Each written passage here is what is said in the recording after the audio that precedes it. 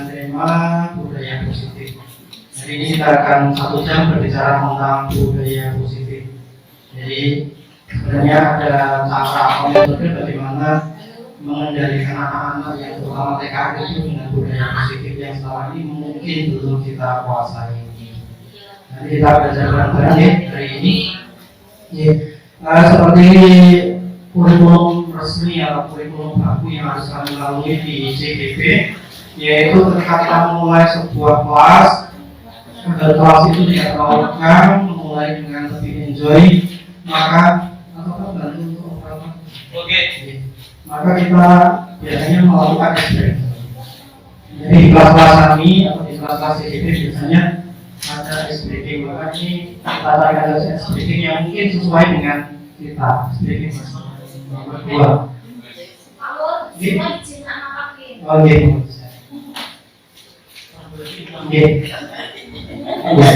SBG Mas coba di Mas coba. SBG yang kedua. Yang kedua.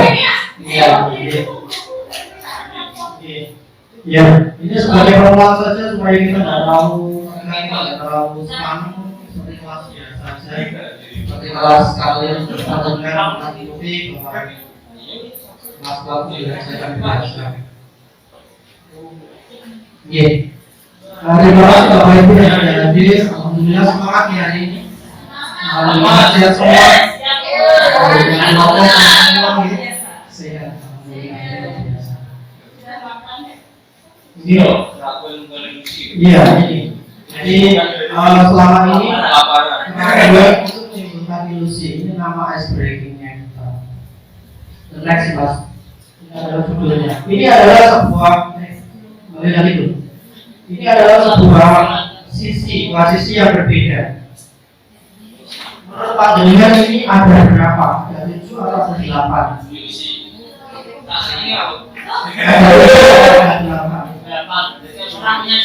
Ada 7 atau 8? Pandangan dia 8 atau 7? Ada yang 8 ada ya? 10. Iya.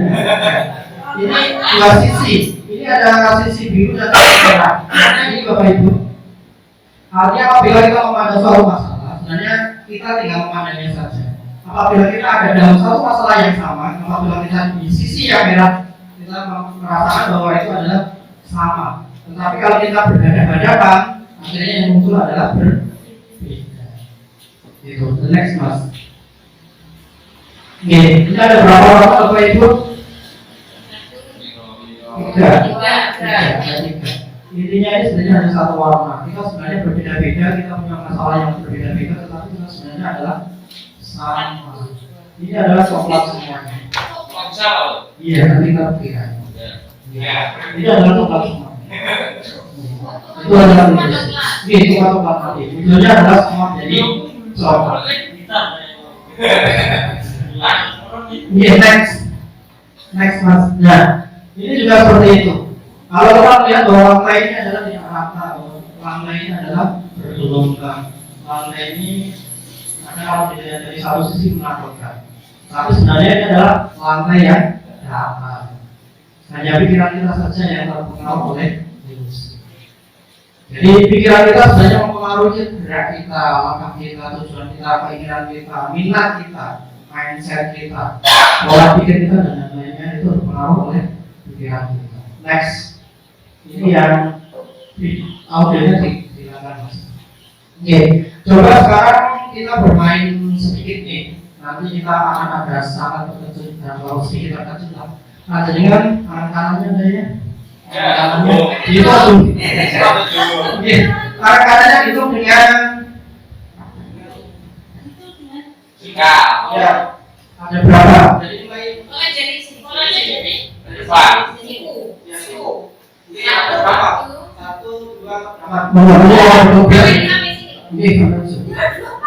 1, 2, oke siap. Ingat ya, karena kami masing-masing. Ingat ya, sama ya. Ada 2 plus 1, ada 2 lebih 2, ada 2 lebih 3 masing-masing. Oke siap. Sudah?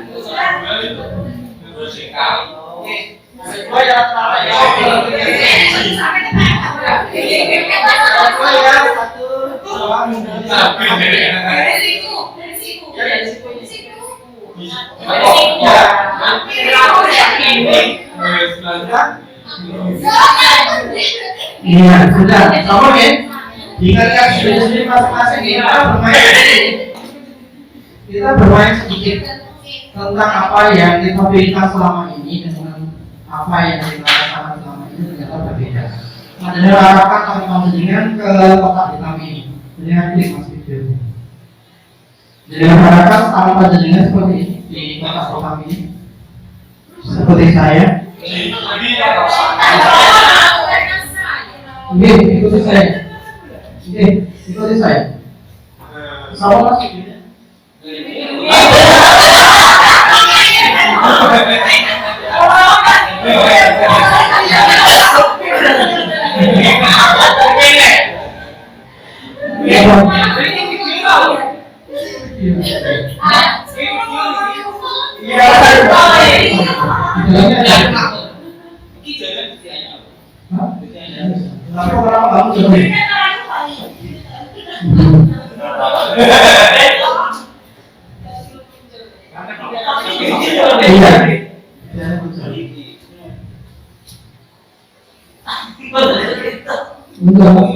Sudah?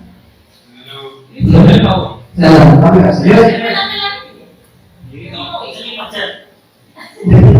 Sudah itu ada videonya. Oke, kita ulang lagi, Bapak Ibu semuanya. Hebat luar biasa. Kita ulang lagi. Kalau gitu saya harus mengulang ini.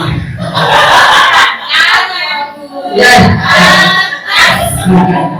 Ayo Bapak Ibu, kita akan kesini bersama-sama.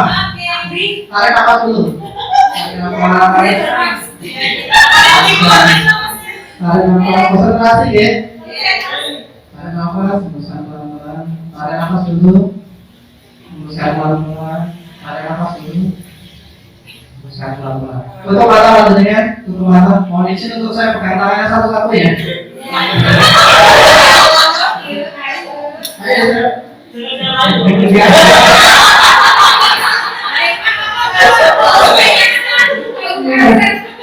Iya, sudah. Konsentrasi mau. Konsentrasi. Tutup mata pelan-pelan ya. Rasakan tangan saya memegang tangan dengan semuanya. Saya tarik pelan-pelan, saya tarik. Jangan ditahan, saya tarik, biarkan. Ikuti aja, jangan ditahan. Ikuti. Jangan ditahan, ikuti. Saya tarik perlahan, saya tarik perlahan. Ikuti aja, jangan ditahan.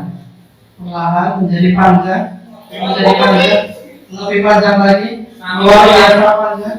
Ikuti aja, jangan ditahan, luar biasa panjang. Biarkan. Dan tangan panjangnya menyentuh kotak hitam yang ada di depan sini. Sampai sekarang kita bertemu panjangnya. Sekarang panjangnya hitung lagi seperti tadi. Hitung lagi.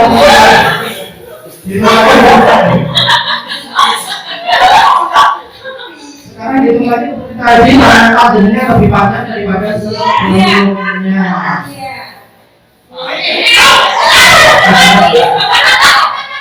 Iya. Oke. Iya, itu dari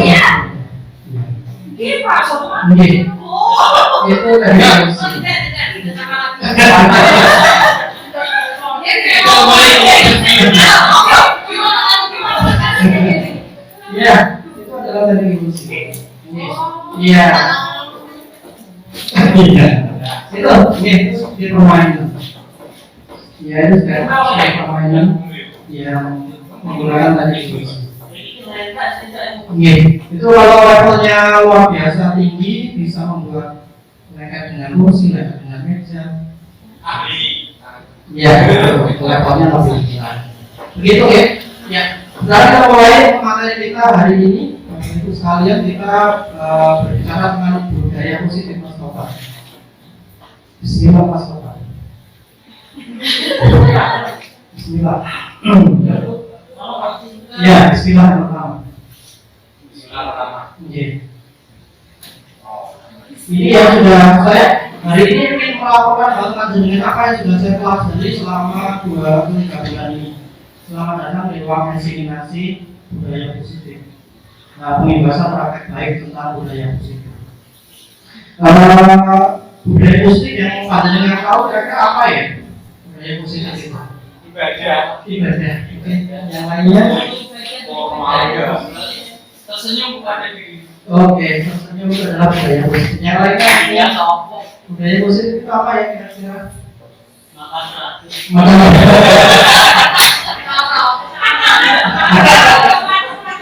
Iya.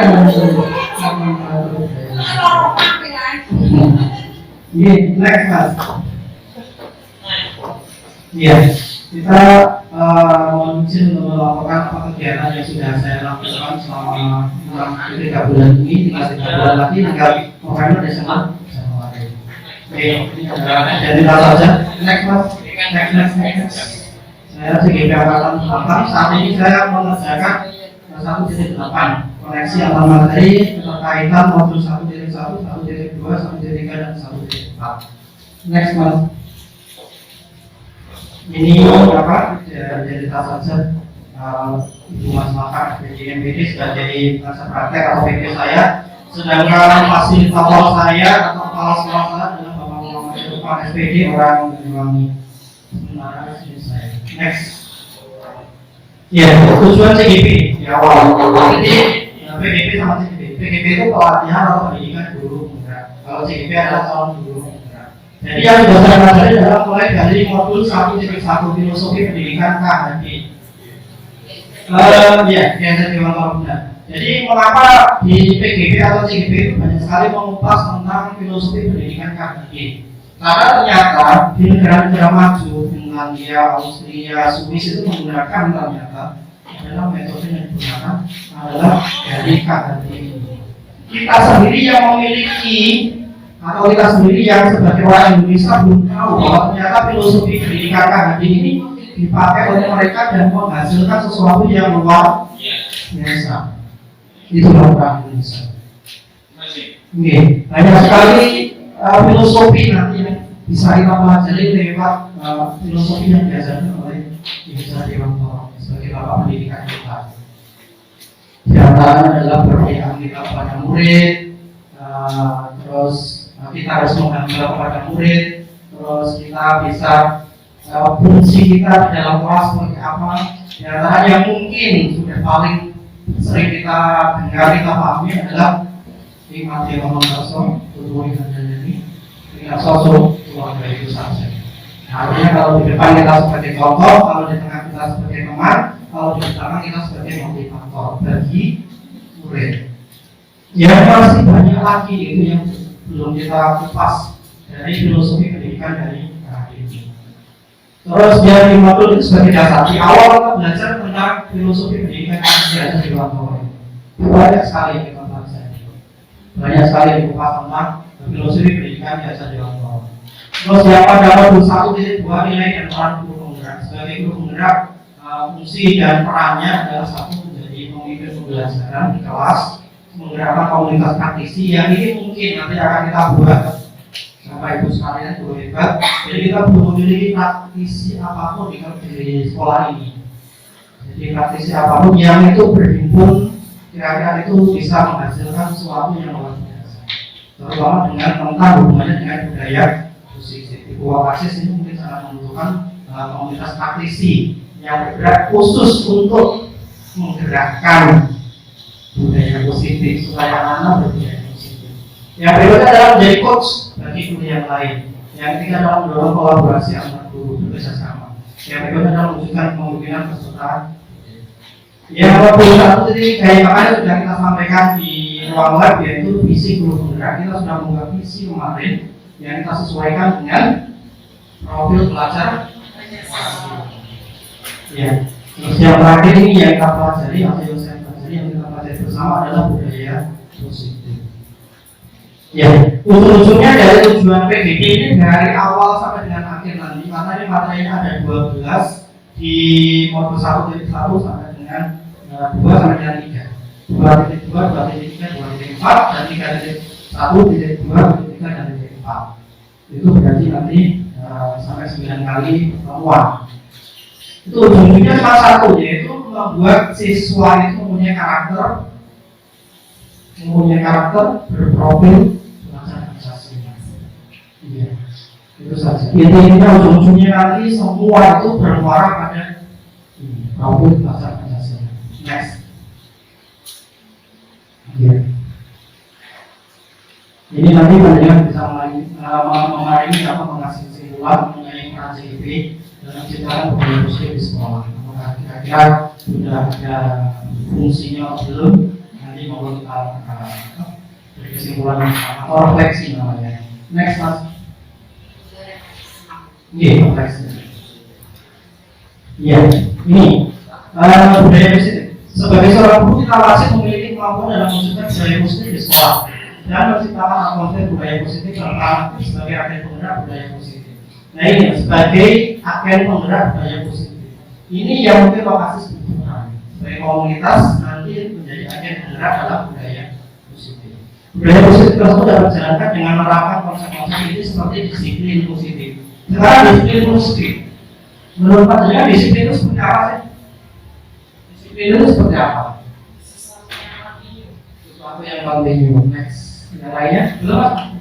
Yang lainnya mungkin disiplin pengertiannya melakukan kewajibannya. Yang lainnya betul sekali. Yang lainnya yang dimaksud dengan disiplin itu apa sih? Menurut Pak Jaya tepat, hadir tepat waktu. Boleh. Oke. Tapi yang kita pelajari saat ini adalah disiplin positif. Apakah berbeda disiplin biasa dengan disiplin positif? Betul, berbeda. Kalau disiplin biasa itu bisa muncul dikarenakan dorongan dari luar. Tetapi kalau disiplin positif itu lahirnya dari dalam. Ada pengawas, tidak ada pengawas, saya harus seperti. Ada guru, tidak ada guru, saya harus belajar. Ada penilaian atau tidak ada penilaian, saya harus hadir tepat. Itu namanya disiplin positif. Ini yang kita sedang mengatakan. Artinya sudah hadir di dalam dirinya bahwa budaya positif ini kebutuhan saya. Saya butuh menjadi orang yang seperti ini, menjadi orang yang punya budaya positif. Bukan karena ada faktor dari luar, karena ada hubungan itu bukan budaya positif. Karena ada karena ada upah atau imbalan itu bukan budaya positif. Terus memahami motivasi. Next. Kita belajar ini tadi nanti ya kita mulai dari disiplin positif ya. Cara disiplin itu mengadakan bertanggung jawab dan menumbuhkan kesadaran diri berdasarkan nilai-nilai kebajikan. Artinya bahwa anak itu sudah dalam dirinya itu muncul nilai-nilai kebajikan, sebenarnya dalam diri anak itu sebenarnya sudah ada nilai-nilai kebajikan. Tetapi kenapa mereka itu melakukan pelanggaran-pelanggaran? Mengapa mereka melakukan kesalahan-kesalahan? Mengapa mereka melakukan hal-hal yang tidak kita inginkan? Kira-kira kenapa nih? Ada masukan? Pengaruh dari luar, lingkungan, keluarga, dan masyarakat. Jadi yang mempengaruhi adalah lingkungan. Nilai-nilai yang ada dalam lingkungan. Lebih ke arah disiplin diri yang dapat mengontrol diri dalam melakukan segala tindakan. Dalam disiplin positif itu diajarkan bahwa apapun yang dilakukan itu harus bisa dipertanggungjawabkan secara pribadi dan secara moral universal.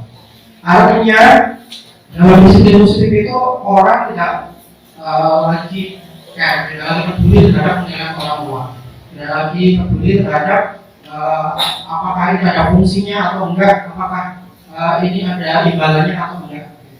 Kalau orang sudah punya disiplin positif, dia akan melakukan apapun yang dilakukan itu berhubungan dengan nilai-nilai kebajikan terhadap dirinya dan terhadap lingkungannya. Sama dengan yang disampaikan Pak Brian bahwa sebagai manusia adalah yang bermanfaat. Oke, itu. Yang ketiga dapat membangun, memahami dan menyadari berdasarkan motivasi. Jadi yang menyebabkan orang itu punya disiplin, andaikan mereka itu paham kalau mereka itu sudah punya disiplin positif, kita sebagai guru itu mewawan sekali. Karena apa? Sudah dari dalam.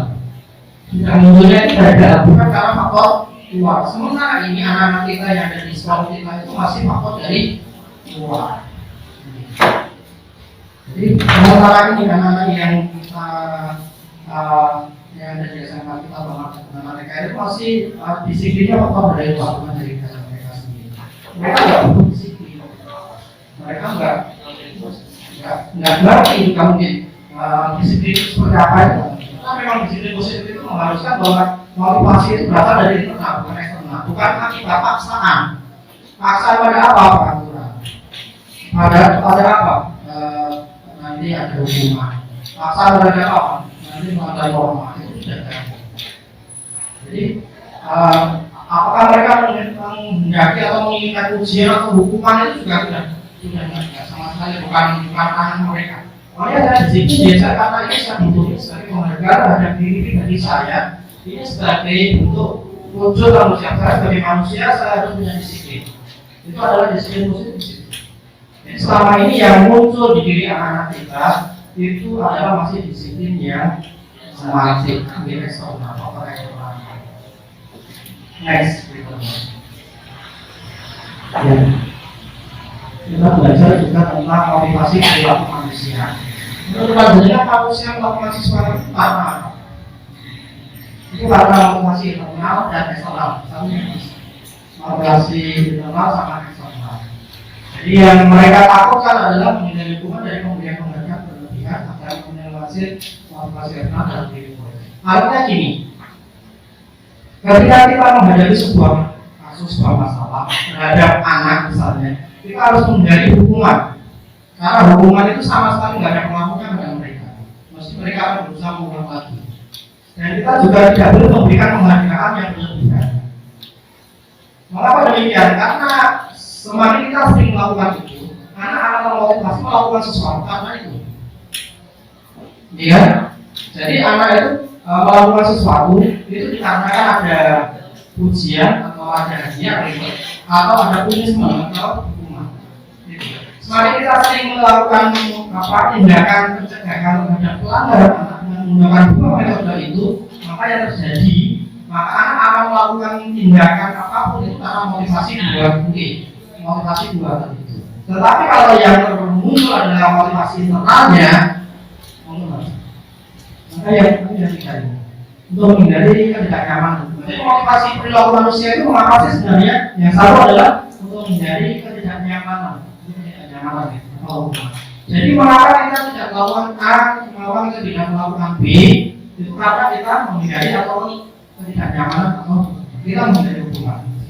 Yang kedua kata internal eksternal atau mendapatkan imbalan atau penghargaan dari orang lain. Jadi motivasi orang melakukan sesuatu itu karena pertama dia menghindari karena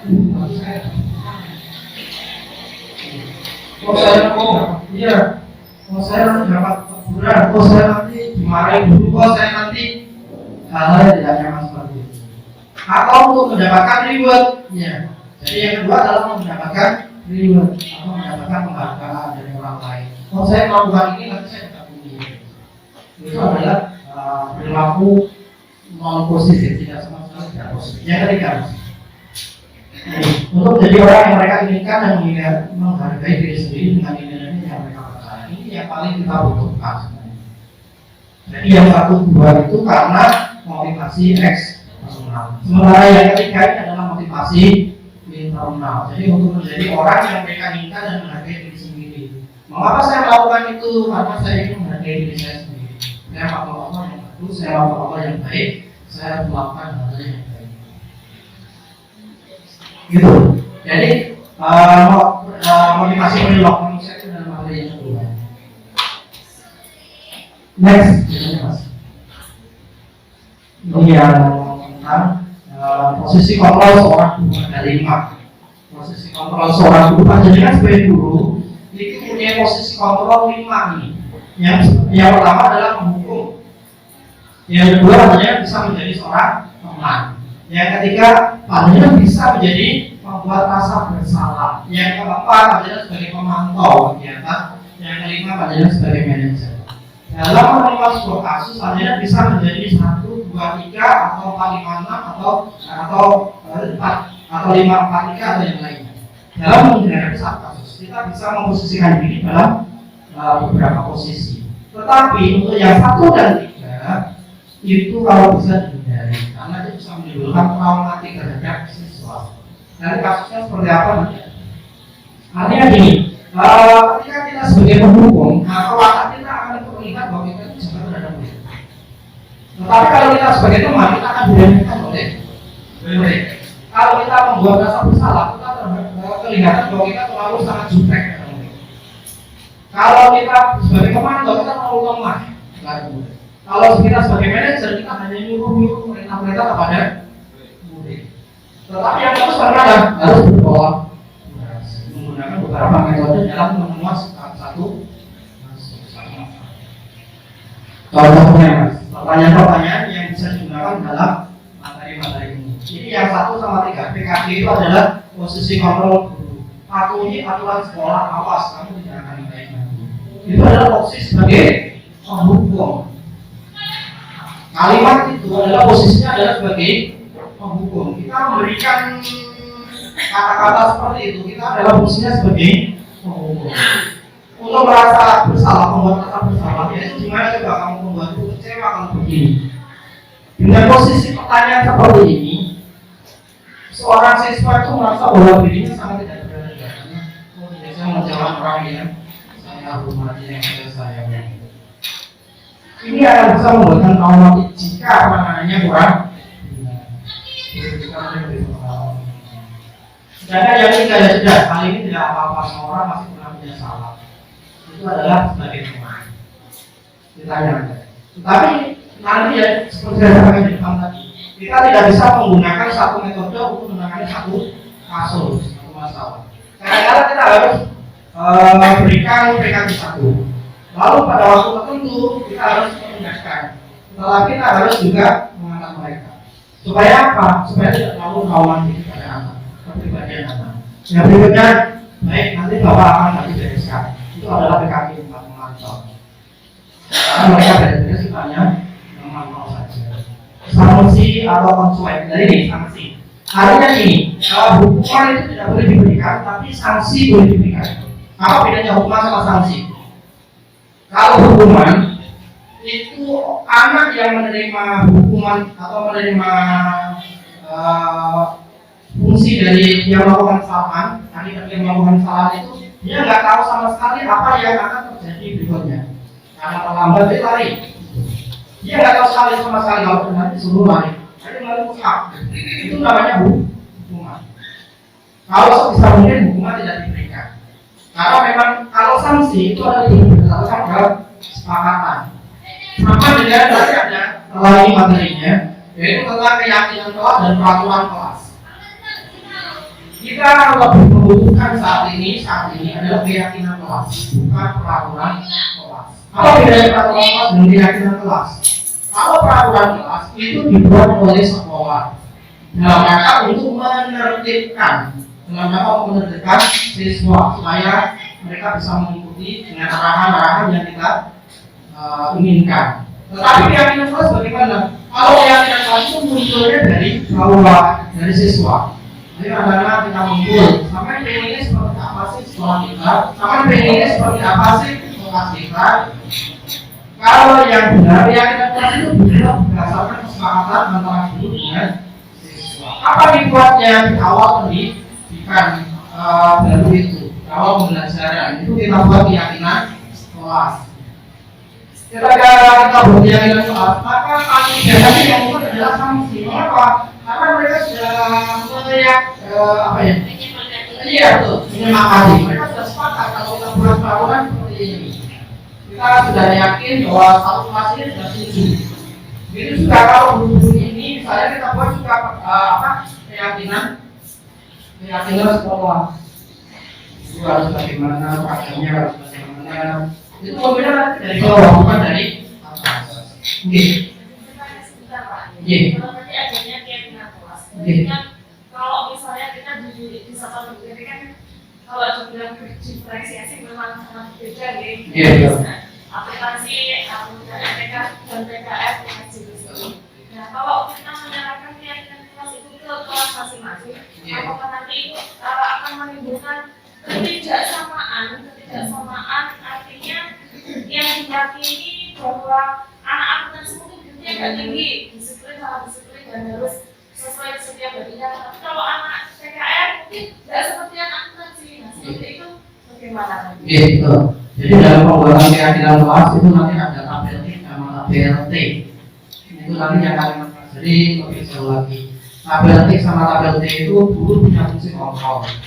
Artinya murid memberikan masukan keyakinan kelas itu, tetapi tetap guru mempunyai fungsi kontrol untuk mengatur. Nanti juga ada namanya IA atau inquiry aspiratif. Inquiry aspiratif itu dalam rangka jangan membuat kalimat negatif di dalam sebuah peraturan. Kalimat negatif itu apa fungsi? Ya tidak boleh, jangan, tidak boleh, jangan, dilarang itu tadi. Kalimat-kalimat negatif seperti itu tidak diperkenakan. Karena kalimat negatif itu apabila kita gunakan di dalam sebuah peraturan, maka cenderung orang untuk melakukan. Kata tidak itu tidak diterima dalam otak kita. Jangan, tidak boleh. Otak kita tidak mampu untuk bermain. Jadi itu namanya diinquiry aspiratif. Ada tabel T sama tabel T. Nanti itu yang kita kupas lebih dalam. Tentang keyakinan kelas tadi itu munculnya harus dari bawah. Semua guru harus membuat keyakinan kelas dengan siswanya. Semua mata pelajaran harus membuat keyakinan kelas dengan siswanya. Nanti fungsi dari wali kelas bagaimana merangkum semuanya dari tiap keyakinan kelas yang dibuat per kelas per siswa per makul itu dirangkum menjadi satu menjadi sebuah keyakinan kelas yang ditempel di ketika anak melanggar sebuah kesepakatan kelas keyakinan kelas tadi, maka anak sudah tahu kalau dirinya sudah melanggar poin berapa. Munculnya harus dari bawah. Artinya apa? Artinya dalam diri anak itu sebenarnya sudah ada nilai-nilai kebersihan itu tadi. Ketika anak itu melanggar, mereka sudah akan merasa bersalahnya sangat tinggi. Karena apa? Sudah diyakini, disepakati bersama, tetapi tetap dilanggar. Tetapi beda dengan peraturan sekolah. Ketika peraturan sekolah, maka mereka biasa aja. Gitu? Ini yang buat sekolah, dan lain. Maka mereka tidak tahu. Saya juga nggak tahu kalau yang melanggar. Tapi kalau mereka yang membuat keyakinan kelas muncul, maka mereka tidak akan terikat dengan hukum yang ada di dalam lingkungan itu. Maka membuat nanti kita belajar bagaimana membuat keyakinan kelas. Mau ada yang bertanya? Keyakinan kelas. Keyakinan kelas itu berarti secara keseluruhan ya, tidak dari per kelas tapi secara per kelas tidak secara keseluruhan ya. Dan itu pribadi guru masing-masing yang akan dikontrol oleh wali kelas gitu ya. Kalau per kelas misalkan ada perbedaan, misalnya ini ada keyakinan kelasnya anak TKJ ketemu rumusnya binder, maka sama anak TK terus misal ada perbedaan, ternyata di kelasnya anak itu begini tidak boleh, kalau di TKJ begini boleh, apakah mereka nanti enggak enak di TKJ boleh misalkan mungkin enggak? Mungkin, tapi keyakinan kelas itu berdasarkan lingkungan aspiratif. Artinya gini, artinya bersifat universal, bersifat umum. Nanti ketika ada 17 makro yang mereka pelajari, jadi kan ada 17 guru yang membuat keyakinan kelas yang nanti akan dirangkum ketika itu sama dengan beberapa kalimat dan konteksnya menjadi sebuah keyakinan kelas. Ketika itu muncul, maka ketika karena keyakinan itu tidak ada nada negatif, kan nggak mungkin kan di TKC boleh tidak seragam, kan nggak mungkin. Di TKR boleh seragam, kan harus seragam, kan itu nggak mungkin. Karena paling tidak fungsi kontrol kita sebagai guru paling tidak tahu yang harus dilakukan oleh siswa kita tahu. Ya, fungsi kontrol kita sebagai orang guru kita akan tahu kalau ini norma universal pada semua siswa itu kan harusnya umum sama, maksudnya samanya itu dalam persepsi mungkin konteks tulisannya berbeda, tapi intinya isinya sama. Mungkin di TKJ nanti itu di poin 8 di TKR poin 8 itu mungkin nanti modelnya juga akan sama. Intinya kan sama kan, paling kita harus tertib, disiplin itu tadi ya, nilai-nilai yang ada di profil bahasa Pancasila itu harus muncul, gitu kan? Nah, ketika itu harus muncul dalam keyakinan kelas. Karena tujuan akhirnya kan kita harus membentuk siswa menjadi siswa yang berprofil Pancasila. Oke. Bagaimana memunculkan keyakinan kelas di dalam kelas yang istilahnya tidak memiliki rasa, nggak punya rasa memiliki, nggak punya rasa semangat, nggak punya rasa cinta, itu untuk menimbulkan keyakinan kelas seperti apa? Oke. Karena kalau saya punya hati nurani, kita tanyakan ke mereka, Mas, monggo, saya sebagai guru misalnya bahasa Inggris, saya ingin ketika saya mengajar di sini ini lingkungan yang kita ajar itu menjadi kondusif. Ayo kita buat keyakinan kelas atau kesepakatan kelas apa saja yang perlu kita tuangkan. Satu apa? Ayo muncul. Masing-masing muncul. Satu apa lagi? Misalnya kalau kita dalam satu sekolah seperti ini itu memang beberapa kelas dan di sini kan memang berbeda memang ya. Nah itu apa mungkin kita satukan dulu, maksudnya secara universal itu tadi, kemudian baru kita turun ke kelas supaya kita menggali dari anak-anak supaya mau menyampaikan. Iya, jadi ada namanya keyakinan sekolah, ada namanya keyakinan kelas. Keyakinan sekolah itu adalah muncul dari bawah yang itu menjadi kesepakatan dalam satu sekolah ini, yang itu berbeda dengan keyakinan kelas. Misalnya, kalau masuk dari pintu harus turun, itu adalah keyakinan sekolah. Keyakinan kelas kalau mau masuk kelas harus tutup pintu, kalau mau keluar harus izin dulu. Itu adalah keyakinan kelas. Saya nambah nih. Iya betul. Dari pengalaman mungkin seperti ini aku tahu. Iya. Kamu boleh berbuat apapun selama kamu tidak melanggar. Artinya, Artinya gini, sebagai seorang guru, aturan guru kan kita seragam. iya. Ibarat seragam itu ketika warna orang. Kamu pakai parfum terserah, kamu pakai minyak rambut terserah. Yang penting kamu sesuai dengan aturan rapi. Iya.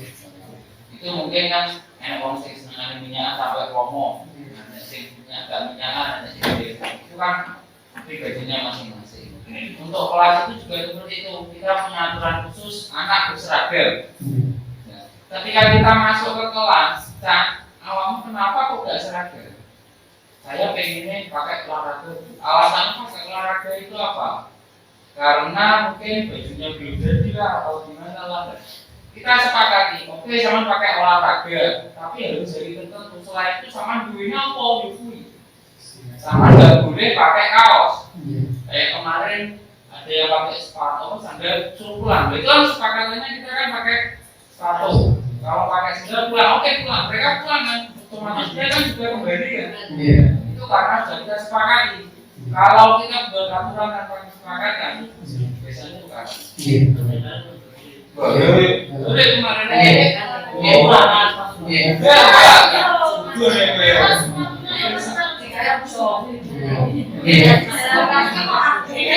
TKC kemarin 2 atau 3 anak sudah, terus 11 TKR ada yang memberi itu kesepakatan. Itu karena kesepakatan. Ya,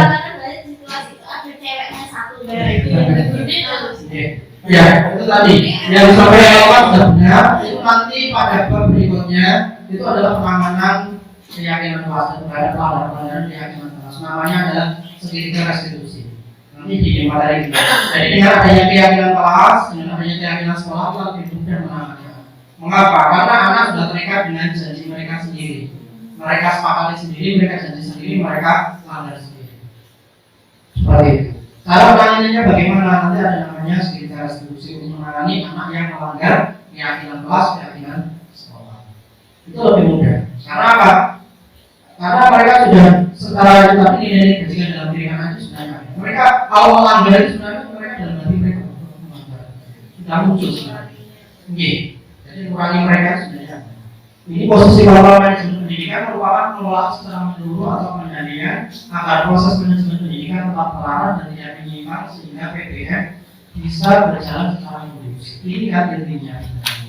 Fungsinya kita membuat keyakinan kelas dan fungsi kontrol kita sebagai seorang guru adalah PBM bisa berjalan secara kondusif. Kita lebih mudah mengendalikan anak, kita lebih mudah dalam melakukan pembelajaran. Next month. Okay. Ini keyakinan kelas dan keyakinan sekolah.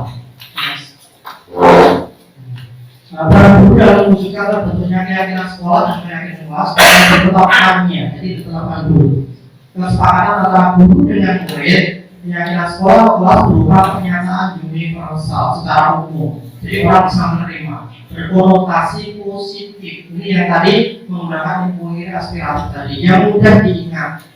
Jadi kata-katanya tidak terlalu panjang, dipahami dan juga diterapkan dalam lingkungan kelas ataupun lingkungan sekolah. Tidak boleh menggunakan kata dilarang, tidak dan tidak boleh. Jangan. Next. Ini adalah isi dari keyakinan kelas. Next.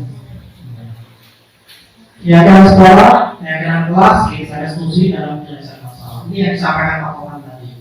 Jadi dalam mempelajari segitiga restitusi, guru yang berperan sebagai manajer menggunakan segitiga restitusi dalam menyelesaikan masalah melalui 3 tahapan. Jadi ketika kita menemukan siswa yang melanggar peraturan, ada 3 tahap ini yang bisa kita lakukan. Yang pertama adalah menstabilkan identitas, yang kedua adalah validasi tindakan yang salah, dan yang ketiga adalah menanyakan keyakinan. Itu gini, ketika keyakinan kelas, keyakinan sekolah itu sudah ada di dalam sekolah kita, di dalam lingkungan sekolah kita. Yang pertama adalah menstabilkan identitas. Misalnya ada seorang anak yang terlambat, itu kita nggak bisa langsung menanyakan kenapa kamu terlambat. Salah. Langsung diukur dan lain-lain itu tidak bisa. Kita harus menstabilkan identitas. Karena apa? Karena pada diri manusia itu sebenarnya ada kamu terlambat. Kecuali kalau memang keyakinan kelas belum ada. Kalau sementara seperti saat ini kita menerapkan segitiga restitusi nggak saja. Karena memang yang modelinya yang sudah mengikat pada siswa itu adalah keyakinan kelas dan keyakinan sekolah kita. Lalu bagaimana cara membuat keyakinan sekolah? Akhirnya dalam kelas itu mereka berdiskusikan, kita membuat keyakinan sekolah sama dengan usul apa?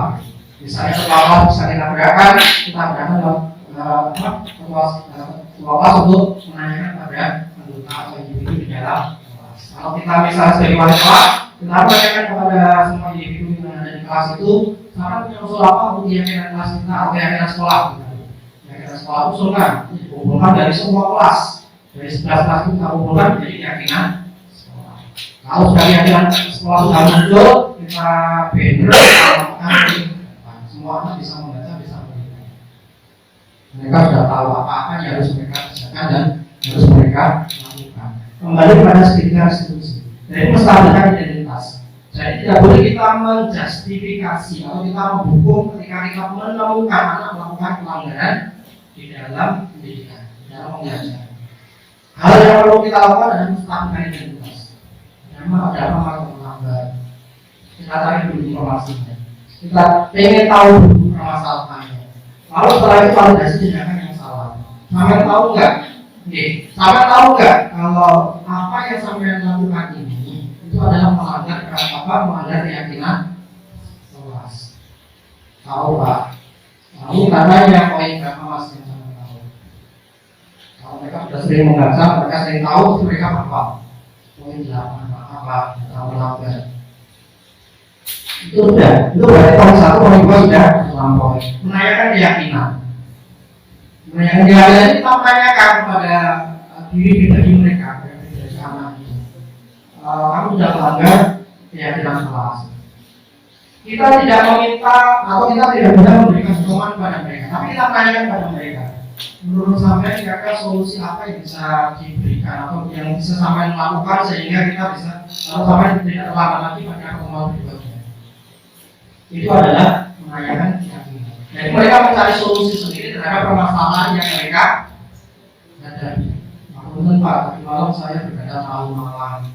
Terus karena terlalu malam saya jadinya ngantuk, terus saya bangun siangan. Solusinya malam saya berusaha untuk tidak ada lagi. Iya. Tidak ada lagi. Iya. Jadi mereka melakukan sendiri solusinya. Ini adalah sedikit garis khusus supaya mereka ternyata penanganan tidak bisa melakukan hukuman, tidak bisa. Karena memang secara hukuman itu. Jadi tujuannya semuanya adalah menghasilkan murid yang berprofil pajak. Next. Ini koneksi antar materi yang satu pertanyaan Mas.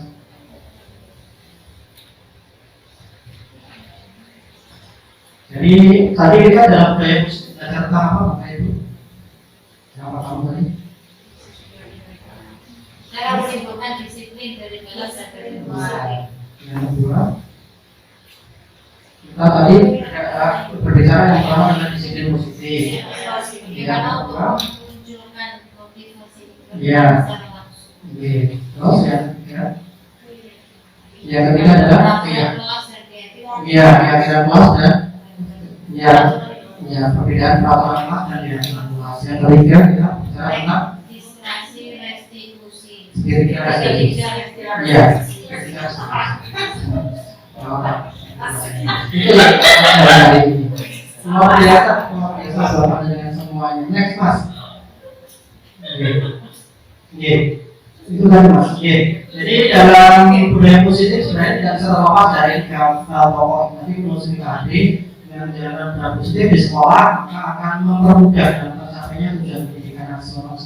Pendidikan nasional saja bukan, tapi pendidikan kita, program pembelajaran di tadi yang utama adalah KPM kita lebih kondusif. Sesuai dengan filosofi tadi yaitu pendidikan yang berpihak pada murid atau student center.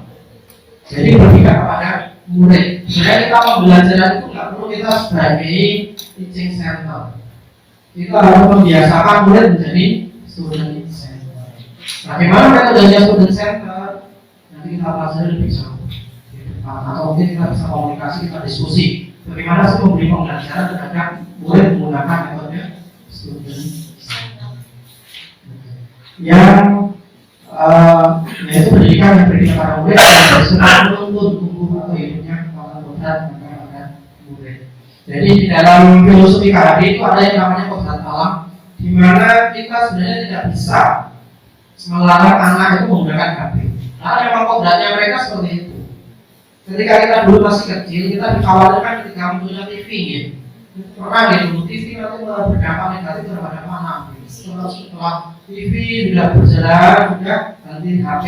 Nanti HP berdampak pada psikologi dan perkembangan pembelajaran anak. Tetapi nggak bisa seperti itu. Karena apa? Karena memang itu kodratnya, dan kita tidak bisa melawan kodrat alam itu. Kodrat zaman dan kodrat alam itu zamannya seperti itu. Kita harus bisa memanfaatkan metode-metode media-media yang ada itu untuk dalam rangka supaya pembelajaran kita bisa lebih efektif. Bagaimana kita menggunakan HP yang anak-anak pegang, yang anak pakai itu supaya pembelajaran kita bisa lebih efektif. Untuk saat ini pembelajaran itu harus lebih bertumbuh kepada karakter, kepada profil. Karena apa? Karena anak-anak ini bisa belajar dengan mudah ketika karakter mereka sudah terbentuk, seperti anak-anak aplikasi, anak-anak akuntansi, anak-anak MPK. Itu karakter mereka, profil mereka sudah terbentuk. Kita isinya itu mudah. Jadi nggak perlu kita sebenarnya terlalu ngotot untuk memberikan materi, terlalu memberikan teori. Karena memang kalau anak itu profilnya, karakternya sudah terbentuk, itu mereka bisa benar-benar bisa untuk belajar. Karena apa? Kalau kita pintar-pintaran kita dengan Google kita kalah. Kalau kita cepat-cepatan dengan Google kita kalah. Kalau kita mereka bisa belajar dengan cepat menggunakan Google. Dengan teknologi mereka bisa lebih cepat daripada kita. Maka yang paling utama perlu kita tekankan saat ini adalah menemukan itu yang paling utama. Ketika karakter anak sudah terbentuk, disiplin anak sudah terbentuk, mandiri anak sudah terbentuk, berpikir kritis mereka sudah terbentuk, maka sudah. Tinggal kunci. Iya. Jadi ketika anak itu sudah tertutup, kita bukan mereka udah jalan sendiri. Gitu. Lalu ada salah satu anak dari fakultas itu yang sangat sering gak masuk ke pelajaran bahasa Inggris. Namanya Tobias. Awas gitu. Ternyata setelah saya dekati, kamu kenapa nggak masuk ke bahasa Inggris? Iya, saya Pak, soal. Ternyata setelah saya korek-korek, ternyata dia mempunyai tim khusus untuk menjual web design atau web develop. Jadi kalau ada orang pesen web, itu kan dia bisa. Dia punya tim khusus nih. Saya kerja Pak. Dia khusus nih, karena dia kan langsung sama ngomong aja ngomong. Dia kerja Pak. Iya, jarang masuk. Karena dia punya tim sendiri. Ada 5 orang dari beberapa SMK, dari beberapa SMA. Yang namanya di Medan sana. Dia membuat tim untuk apa? Ya, dia dengan teman-temannya juga. Ini mau membuat untuk tim Pak. Sampai segitunya. Kenapa seperti itu? Saya merasa di sekolah jarang sekali dia mau belajar. Nah, ya gitu Pak. Iya. Itu solusinya seperti apa? Artinya begini. Seperti RTKR misalnya. Ngapain kok kamu? Anakku kosong. Padahal kita ada, kita datang, tapi mereka nggak nyaman, lari dan lain sebagainya. Tapi rasanya kosong dan lebih dibuktikan dengan dia foto bu ini loh di video bu ini loh nggak ada orang dan nggak ada gurunya, padahal gurunya belum datang. Itu solusinya seperti apa? Iya, betul. Jadi gini Bapak. Jadi kita ini sebenarnya sebagai guru saat ini itu sudah dianggap oleh murid itu ketinggalan zaman.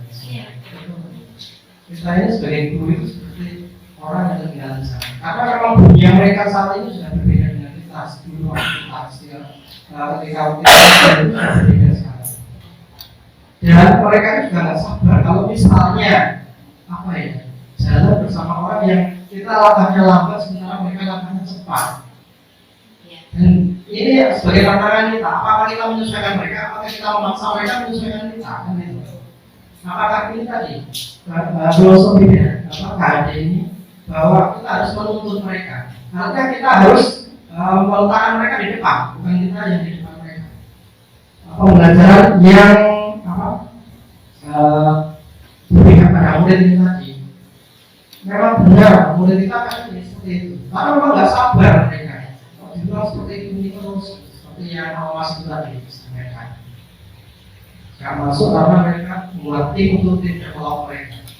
Dan menurut undang-undang yang kemarin disampaikan itu juga nggak melanggar undang-undang mereka. Tetap mereka juga ada di sekolah kan. Artinya anak yang dari SMK lain mereka nggak masuk selama beberapa tahun, tapi mereka mendapatkan jasa dan mereka mendapatkan penghargaan dari gubernur. Biarkan mereka belajar dengan cara mereka sendiri, tetapi tetap harus kita pantau. Kita isi rohnya mereka, karakter mereka harus kita bentuk.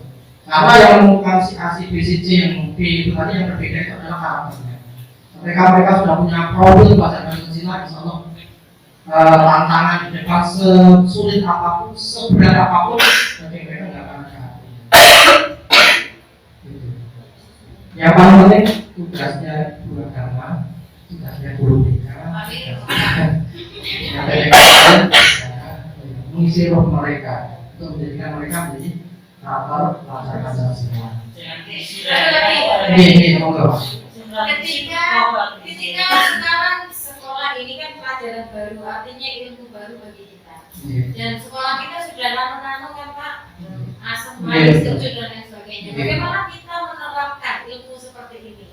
Langkah awal yang harus dilakukan, terus strateginya seperti apa, langkahnya seperti apa itu bagaimana? Soalnya dia tidak terkembang sosial. Ya. Seperti caranya kita untuk menumbuhkan yang dari bawah itu tadi, dari anak-anak kita munculkan itu seperti apa? Itu kan secara keseluruhan dulu Pak. Cara paling gampang, paling efektif adalah panjenengan ikut CGD semua. Saya takut kalau jawabannya.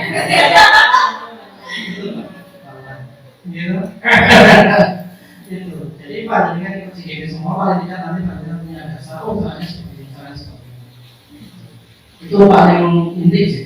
Mau kita belajar bareng-bareng ikut semua, insya Allah nanti ilmunya kita dengan sendirinya mereka itu akan tertata. Kalau panjenengan nanti sudah punya ilmunya semua, mereka juga sudah mengikuti semua. Seperti tadi apa yang kita pilihkan, apa yang kita laksanakan itu sesuai dengan pikiran. Ya, itu yang pertama. Untuk memunculkan dan kedua, menunjukkan keyakinan kelas tadi, itu paling tidak pendekatan dari hati ke hati. Ya, pendekatan dari hati ke hati. Kita sebagai guru misalnya, bahwa kita sepakati kira-kira mulai kapan kita bisa membuat keyakinan kelas.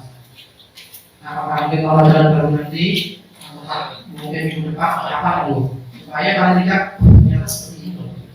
Kita pendekatan, paling tidak nanti anak-anak itu tahu yang seperti itu.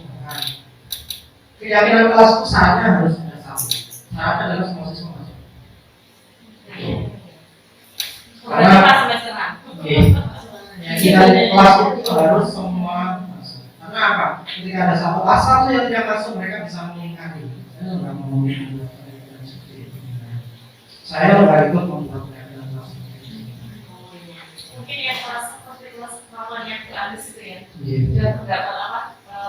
Buat kesepakatan secara kita kan dengan guru matematika mereka beli buku ya dengan harganya juga maksimal berapa? Tulisnya itu maksimal berapa? Lebih dari itu nggak mau seperti itu. Ini kita sudah mempraktekkan. Nggak tahu nih ternyata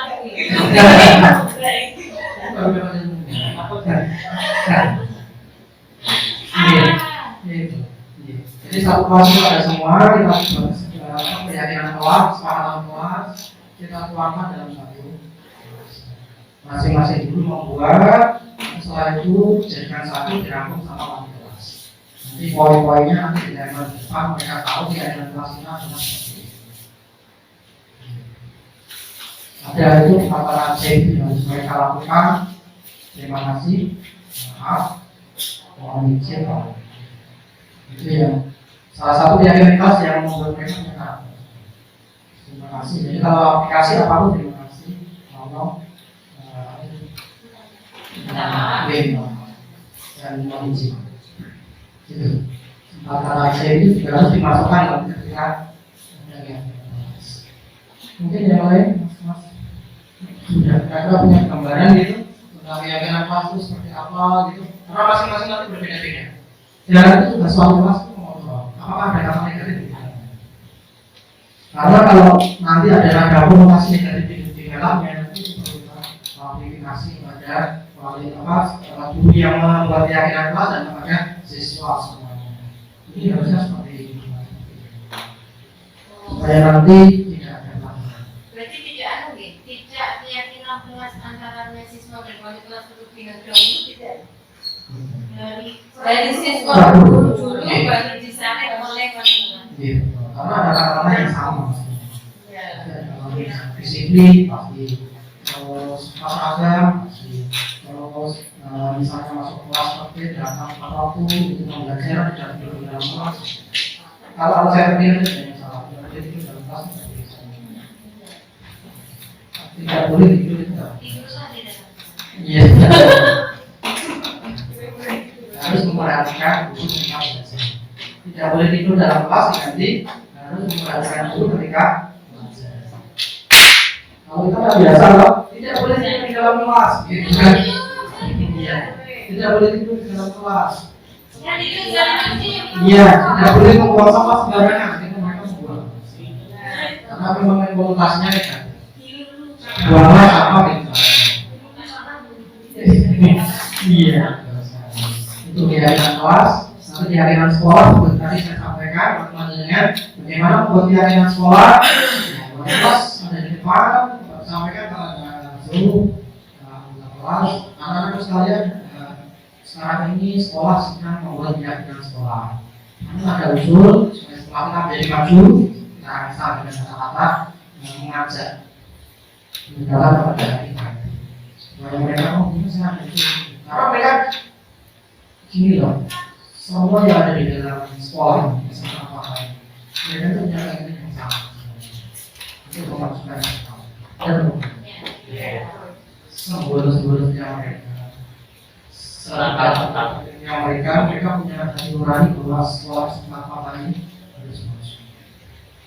Ketika kita ketuk mereka, ayo masuk. Ada usulan apa supaya sekolah itu bisa masuk? Nanti mesti mereka akan mengusul kata-kata itu. Yang berikutnya, nilai dan peran guru penggerak. Nilai positif dapat terwujud jika seorang guru memiliki 5 nilai guru ini adalah apa? 5 nilai guru penggerak yang antaranya berpihak pada murid, mandiri, reflektif, kolaboratif, dan kreatif. Ada kalimat yang tidak dipahami. Reflektif itu adalah ini.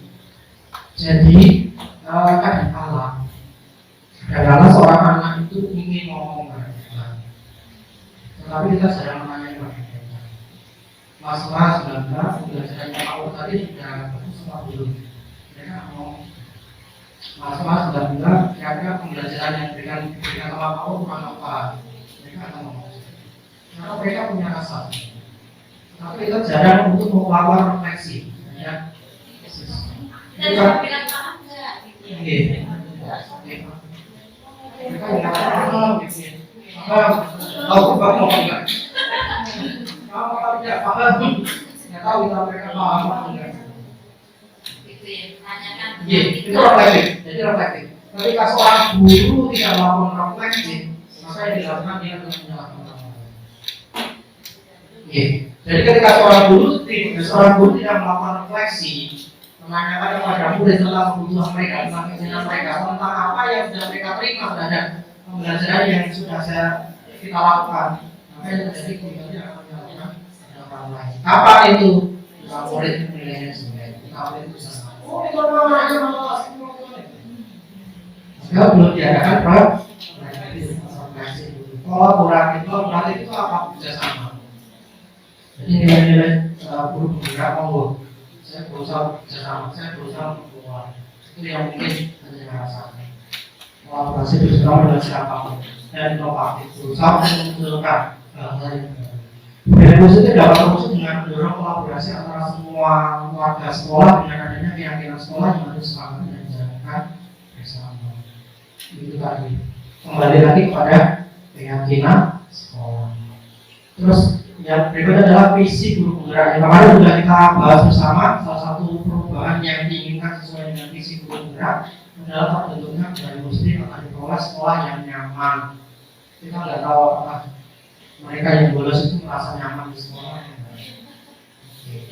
Ya, di luar sekolah. Jadi mereka merasakan kenyamanan kalau mereka ada di sekolah.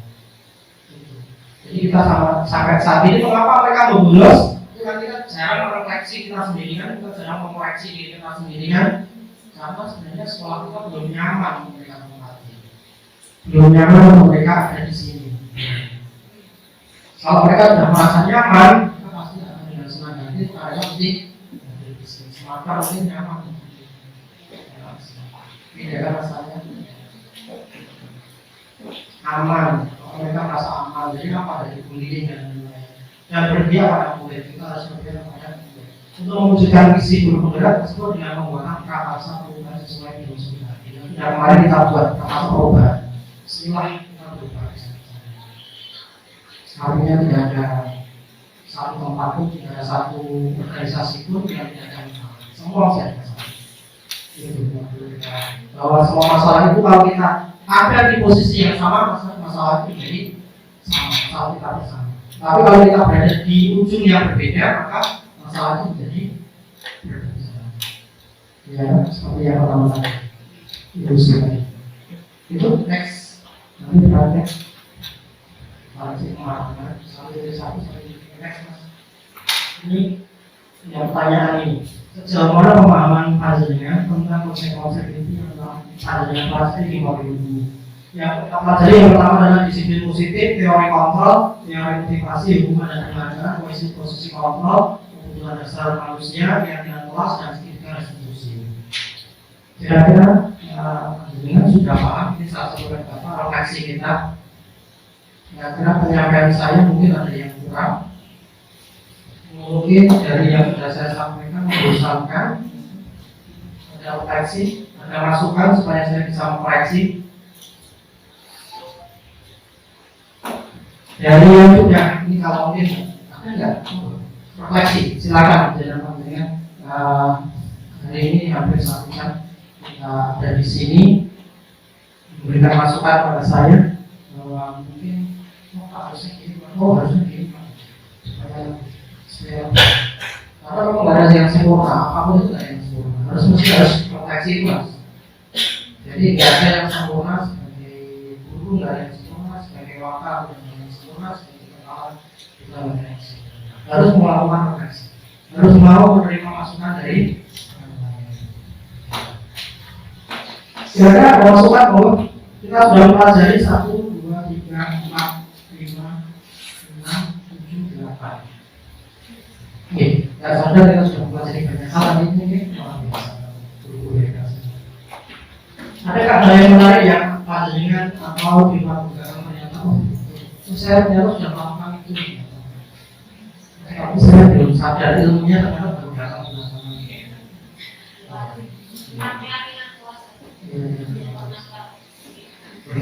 Kalau ternyata kita membuat peraturan itu awalnya harus diaman, tarik peraturan, akhirnya mengikat dirinya sendiri. Karena memang yang membuat mereka.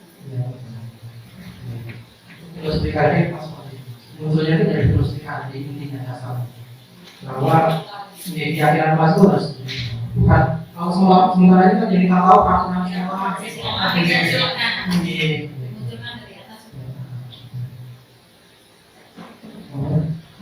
mungkin yang luar biasa di luar dugaan yang lain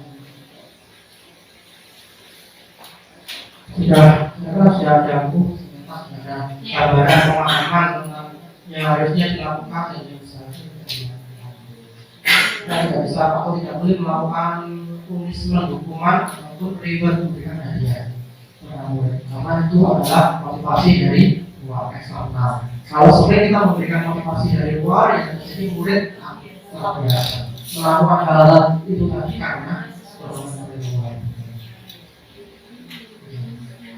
Monggo nanti kita sebagai pemangku kegiatan bisa melakukan refleksi.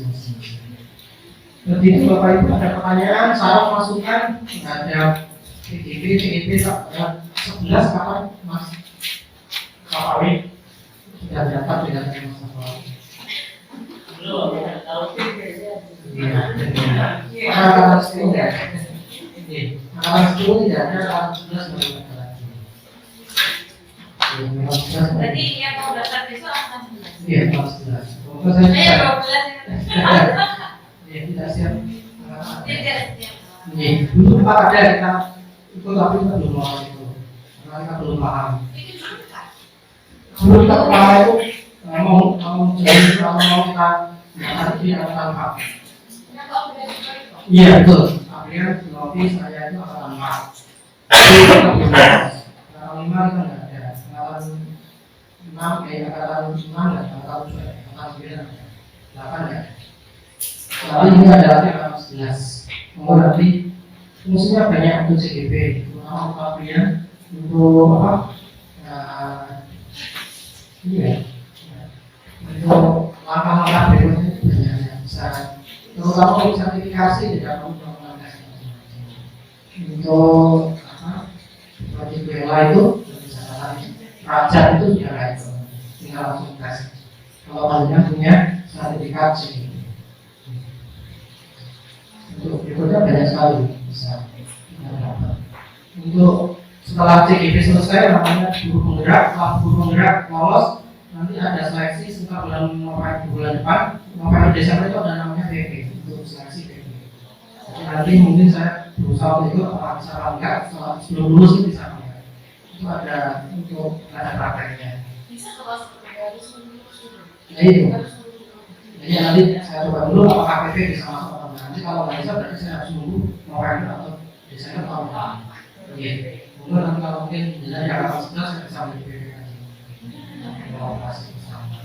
Kalau PP nanti di satu kabupaten itu, ya PP satu kabupaten itu nanti ada lagi fasilitator itu kepala sekolah. Kepala sekolah itu mewadahi biasanya adalah 2 atau 3 kelompok. Jadi satu kelompok itu berisi 5 orang. Seperti di masalah itu ada CGP-nya 5 orang. Dari beberapa PP itu ada kepala sekolahnya namanya fasilitator. Itu mewakili seluruh kabupaten di Jawa Timur. Itu. Ini. Lalu ada yang masukan saran atau jawabnya itu kan? Oke, terima kasih Bapak Ibu. Hari ini saya mau bisa mengkomunikasi kami masukan dari Bapak siswa Bapak Guru menyampaikan tentang keyakinan luas dan kesepakatan luas yang luar biasa dari kelas yang sudah melaksanakan keyakinan luas luar biasa. Dilanjutkan lagi Bu. Dilanjutkan lagi. Atau mungkin kalau bisa mungkin kita coba dulu saja. Yang kecil-kecil dulu kita buat keyakinan kelas mulai besok supaya kita belum keyakinan. Kita keyakinan kelas dulu. Sebagai tidak lanjut nanti mungkin alasan dulu kita atau mungkin di semester berikutnya kita bisa membuat keyakinan kelas secara menyeluruh. Kita buat dulu keyakinan kelas sama kita yang kita ajar. Nah kalau tidak mereka karena kita sudah mulai. Itu saja dari Bapak Kepala Sekolah. Itu saran masukan maupun kemudian terima kasih